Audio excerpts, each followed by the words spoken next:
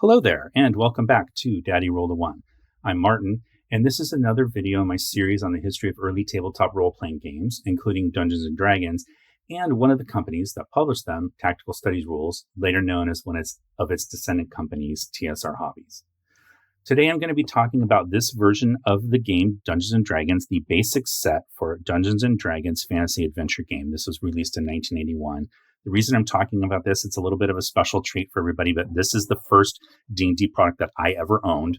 My mom gave this to me as an Easter gift in 1982. I'd started playing the game with my friends in the fall of 1981, but I didn't have my own books. I would borrow them from them or from the library. So my mom gave this to me, and so this is my first product, and this is the exact one that I had like back in the day. I still have it.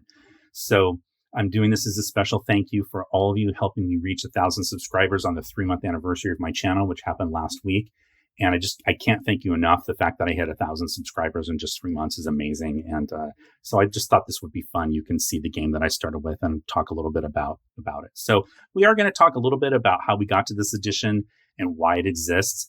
But I would highly encourage you to watch my video on the history of D&D editions to understand a little bit more. That video is by far the most popular video on my channel. It's got about twice as many views as the next most popular video. So I would recommend checking that out so that you can understand how that we got to this edition. I'm going to talk a little bit about the rules in this and how they're different or why they're different from previous editions or later editions. But if you want to know more about that and delve into this, please let me know in the comments and I can do a whole video just on the rules in this. And then last time, we're just going to talk about a little bit, and this will be sprinkled in throughout the way. It's like, but why I like this game and why I'm using it to run the campaign I run for my daughter. So really quickly, we have this version of the game released in 1974. This is the original 3-book edition. This is a much later printing, but the original game was these 3 books. And it started to get a little bit complicated. They had more and more rules developed and it was getting a little bit cumbersome. And so then you have this version of the game created. This is 1977. This is a basic set. You see it says right here on the box, this is the basic set. People will call this version of the game Holmes Basic because it was edited by a man named Professor Holmes. And what he was intending to do was clean up all those rules from the original version of the game that had started to get a little bit cumbersome with all the supplements and things that had come up since the original game was produced. But you see here, he specifically says that if you want to keep playing this game past 3rd level, you have to refer to Advanced Dungeons and Dragons. And so the problem with that was that this game was released the Mouse Run was released in 1977. This Player's Handbook was released in 1978, and it says Advanced D&D, but the problem was Gary Gygax was claiming this was a separate edition of the game. So you get into all these legal muddlings because he didn't want to pay Dave Arneson, one of his co-creators for original D&D. He didn't want to pay Dave royalties on Advanced D&D. And so there's many more legal maneuverings in here. We're not going to go into that now. It gets pretty complicated, but just know that one of the reasons that there were 2 editions of D&D was because of issues over royalties. And that brings us to getting to this version of the game. So this is a revision in a way of the Holmes Basic, but it is really completely separate. So there's a lot of things in this game that are very different from editions that had come before, and that'll be different from Advanced D&D. A lot of that is by design. So what is happening at this time was that D&D was growing and the company TSR was growing. And so a man by the name of Lawrence Schick gets hired by TSR. He had been playing D&D with his friend Tom Moldvay since 1974 when the game first came out. They started developing a campaign setting. You'll learn more about that if you watch my video on the history of early tabletop role-playing game settings.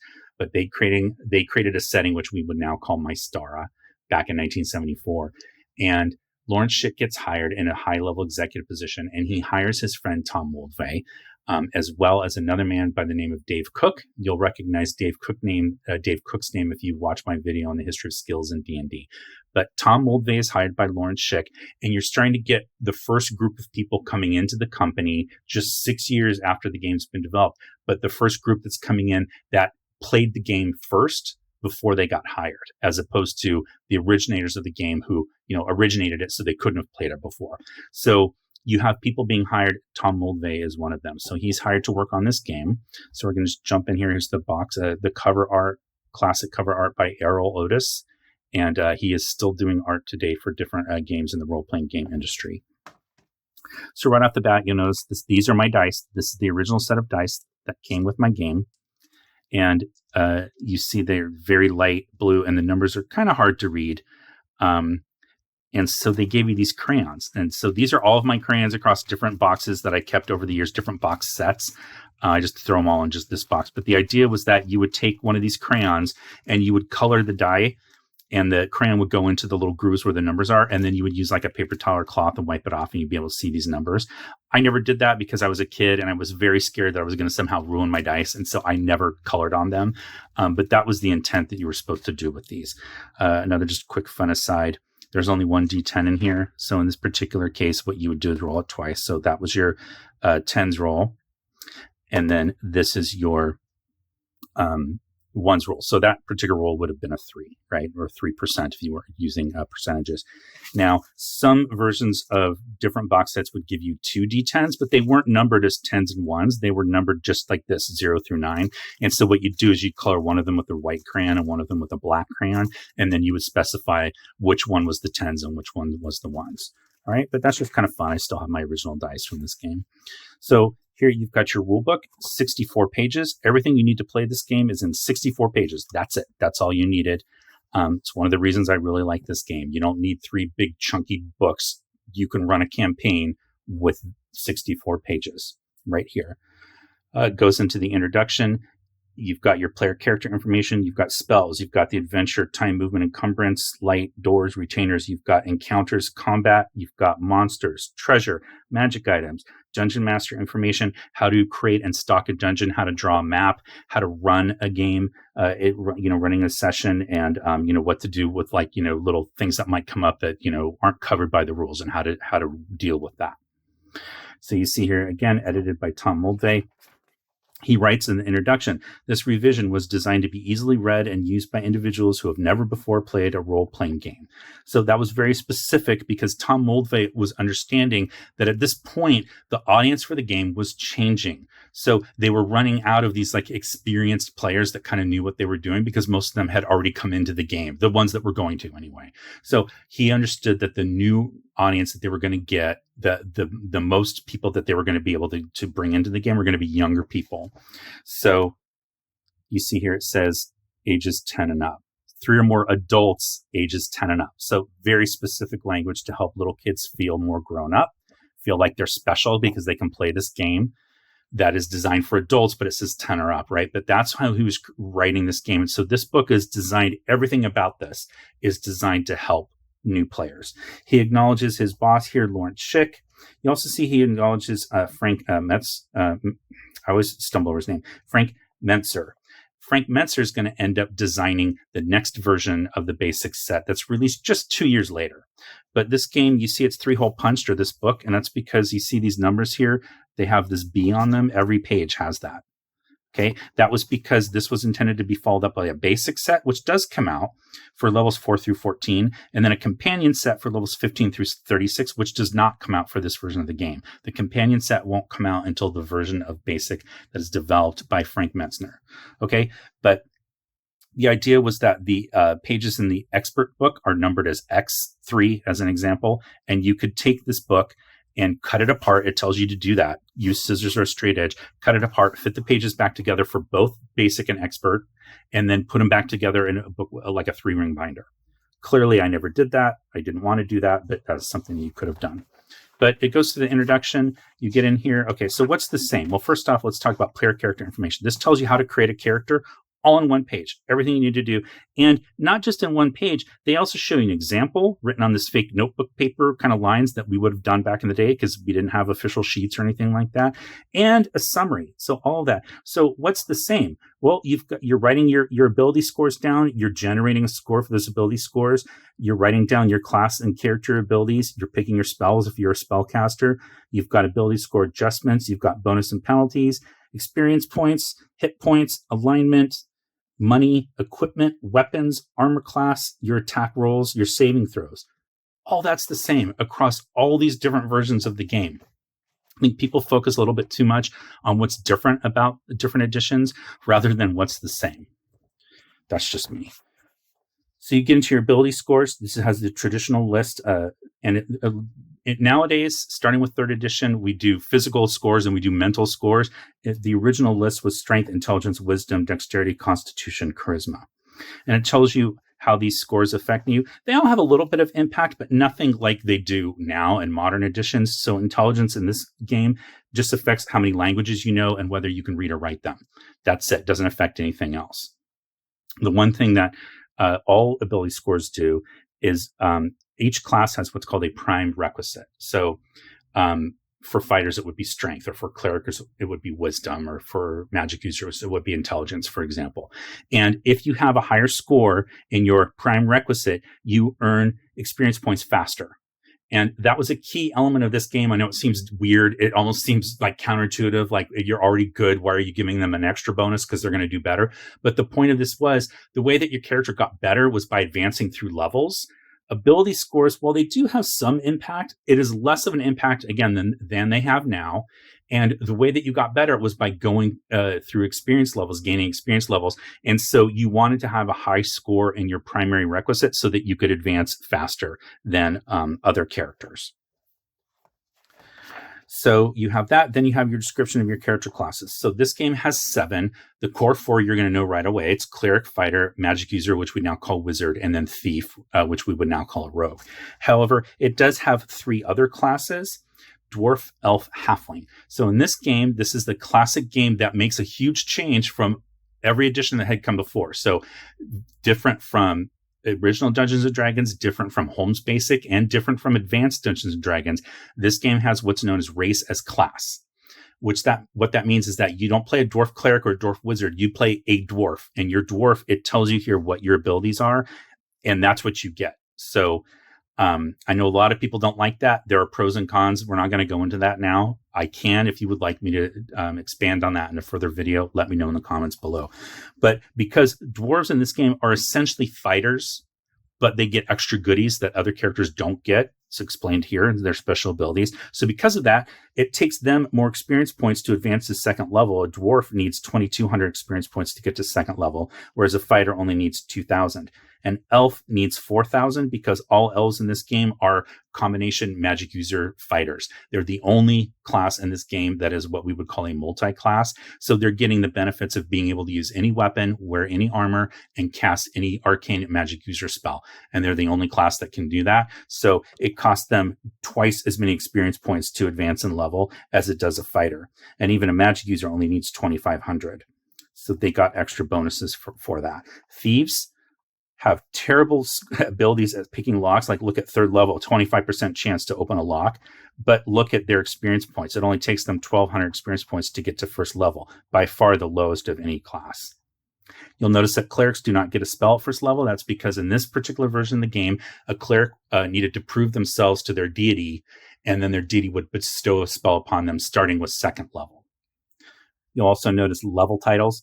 That could almost be a whole video in and of itself, but this particular game uses level titles. It goes back to the wargaming roots. So the idea of that is that if you, again, watch my videos, some of my videos on early tabletop role-playing game settings, or also the early editions of D&D, but there's a big wargaming roots to Dungeons and Dragons. And in a game like, say, Chainmail, that came out prior to D&D, in Chainmail, characters were based on like how many men were they worth. So a hero was worth 4 men and a superhero was worth 8 men. So hero and superhero become titles so that you could easily say like this person is as powerful as 4 human men and a superhero is as powerful as 8 human men. So those titles ended up used, some of them in like their fighter level titles as you go on. Okay. So those are level titles. Here you talk about your different character classes and what they can do. You've got your 3 alignments. Watch my video on alignments to talk about why there's only 3 in this game, but those are the original 3. It's law, neutrality, and chaos. You've got your equipment, and then you've got your character sheet. So just as a fun aside here, I didn't have the official sheets, so I had to make my own back in the day, and this is my original sheet that I did, and I tried to make it look like, the official one. Have all my stuff. I just, wrote it in pencil. So I've had this sheet for, 40 some years at this point.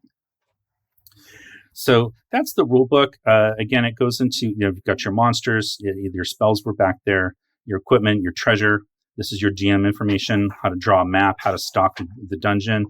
There's this fun little section here, what's an example of play. And then specifically, there's a thief named Black Dougal, and the DM tells him, hey, roll, are you looking for traps? And the characters, the player says, yes, I'm looking for traps. The DM rolls for the player and sees that the player has failed. And so tells him later, it says, hey, you found that you missed a tiny discolored needle in the latch, roll a saving throw versus poison. And Dougal says, missed it. And the DM says, Black Dougal gasps, poison, and falls to the floor. He looks dead. And then immediately, without missing a beat, this player, another player says, I'm grabbing his pack to carry treasure in. There was no mourning and no funerals for the characters and no whining or anything like that. Like, this character died, this other one grabbed his bag to put stuff in, and they just keep going. So chances are, if there were more of this, the player who was playing Black Dougal would have another character ready to go and we'll just jump in. Just a different style of play. Dungeon mastering is a fine art. This is a great section that's applicable to any version of the game. So that's not in the rules. Or everyone's here to have fun. Everything is balanced. There's always a chance your character doesn't know that, like player, knowledge versus character knowledge. There's a section on grudges and how to help with that if your players are arguing with each other. All great applicable stuff for any version of the game. You've got this great source of list of source material, inspirational source material. For those of you familiar with the Dungeon Master's Guide for First Edition D&D, there's the famous Appendix N. This is essentially the Appendix N of basic D&D. But you've got young adult fantasy fiction and young adult nonfiction. You've got adult fantasy fiction, adult nonfiction, and short story collections. A great list of classic fantasy literature here. And that's it. You've got that book. This box set also came with this classic introductory module. This module's been printed more than any other one. They were called modules, but it's an adventure, right? So this one's written by Gary Gygax. And this is the module that I'm running my daughter through right now, Keep on the Borderlands. This is the one I started with, which is the reason I wanted to use it for her. And so there's your adventure. So back in the day, you had the map came separate like this, so you could use it as a DM screen. You'd put it up, and then you roll your dice on this side, and your players couldn't see that map. So that was designed for all these adventures back in the day. Comes with this fun catalog, The Gateway to Adventure, 1981 TSR Hobbies, of all the different things that had been published by the company during that time period. And you've got an ad here for Dragon Magazine. Got an ad to join the Role-Playing Game Association, and then your application, which I clearly never filled out. I still have my envelope. I never mailed it in. So that's the box set. Here's the back cover. And then the follow-up to this was this version of the game. This is the expert set. I never had the box for this. I acquired these pieces separately later, but the expert set came in a box just like this. And you see this cover art. I love this. You have this wizard casting a spell, and he's seeing what's going on from this version of the game. But you've got your expert rule book. And again, you see the page numbers here are marked with that X number. And then this is the special module that came with the expert set, X1 Isle of Dread, just like B2 Keep on the Borderlands came in this. So that's my quick look at this version of the game. I hope you enjoyed that. And again, if you want more details on anything in this version of the game, definitely leave a comment. Let me know what you would like to see me cover more. Let me know if you've played this version of the game and if you like it or don't like it. Let me know what you think about Race's class. I know that's super controversial, but in general, I just, again, want to say thank you to everyone for helping me to have gotten to 1,000 subscribers. And thanks for sharing my videos. And thanks for commenting. I love getting comments, and all of your comments have been great. I love chatting with you about them. So that's it for this look at the 1981 basic Dungeons and Dragons box set that came out, and my original first D&D copy. So thank you for watching, and I will talk to you next time.